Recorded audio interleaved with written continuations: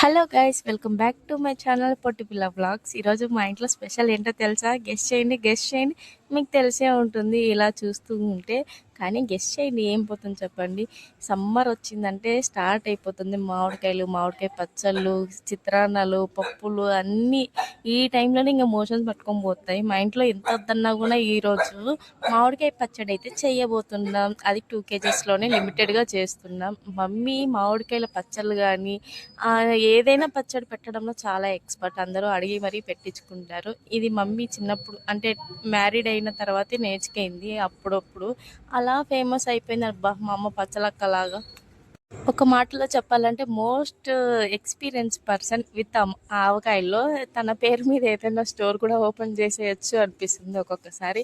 అన్ని రకాలు కూడా వచ్చు. తనకు రాకపోయినా ఒప్పుకోదనమాట. యూట్యూబ్లో చూసి, ఇన్స్టాలో చూసి అది ట్రై చేస్తా, ఇది ట్రై చేస్తా అంటుంది. కానీ మళ్ళీ నార్మల్కే తనకు నచ్చినట్టే పెట్టేస్తుంది.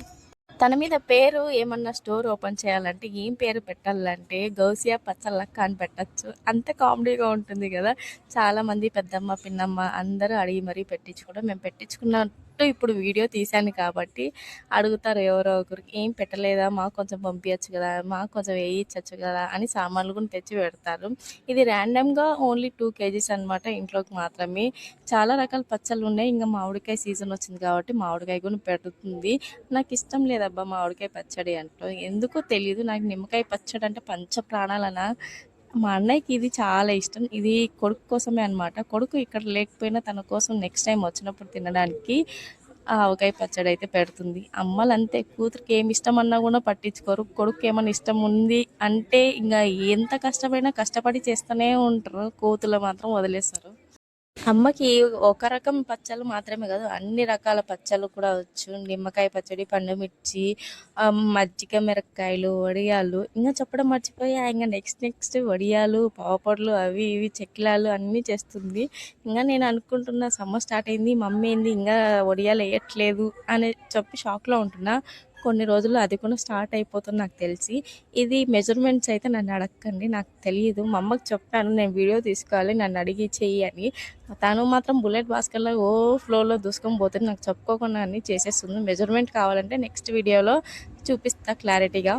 మెజర్మెంట్ కావాలంటే కామెంట్ చేయండి. నెక్స్ట్ కూడా మామిడికాయ పచ్చడే పెడతాను అని చెప్పి చెప్తుంది. ఆ వీడియోలో మాత్రం పక్కా కంపల్సరీ మీరు అడిగితే నేను మెజర్మెంట్స్, ఎంత కొలతలు ఏంటి అని బేసిక్గా ఇంకా బిగినర్స్కి ఎలా పెట్టుకోవాలో అడిగి మరీ చెప్తాను.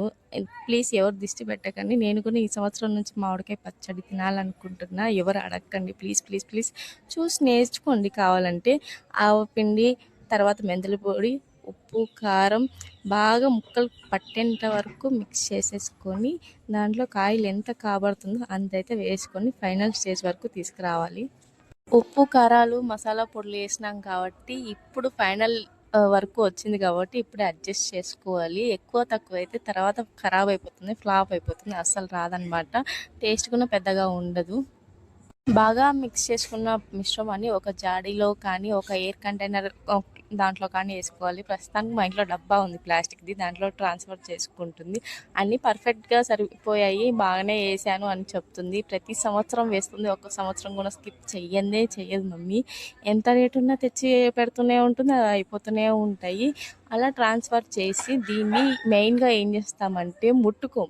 డేలో 1-2 టైమ్స్ కంటే ఎక్కువ కదపకూడదు, లేకపోతే ఫ్లాప్ అయిపోతుంది. ఎక్కువ పచ్చడి డబ్బాని మేము దేవుని రూమ్లో పెట్టేసుకున్నాం. అదొక సెంటిమెంట్ అనమాట. ప్రాసెస్ చేసేటప్పుడు కానీ, ఈ పచ్చడి ఊరేటప్పుడు కానీ మనము పీరియడ్స్లో ఉన్నప్పుడు అస్సలు ముట్టుకోకూడదు. ముట్టుకుంటే మొత్తం ఫ్లాప్ అవుతుందని మా నమ్మకం.